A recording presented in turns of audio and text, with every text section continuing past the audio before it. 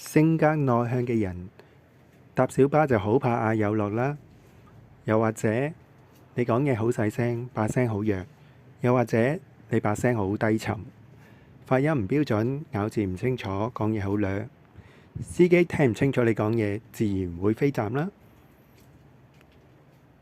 以往我都曾經有過好多呢方面嘅慘痛經歷嘅，不過唔使驚，配音發聲技巧可以幫到你。方法係你講嘢嘅時候，將自己把聲向前方遠處投放，透過想像，你可以想像自己企喺船頭，向住大海大嗌，又或者企喺山頂，向住遠方嘅天空大聲講嘢。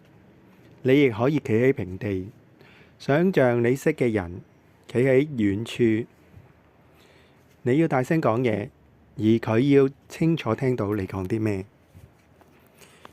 當你講嘢嘅時候，發力點唔係喺喉嚨，而係喺丹田下腹部。講嘢嘅時候，個肚要用力。當你朋友企得好近，你自然會講嘢好細聲嘅。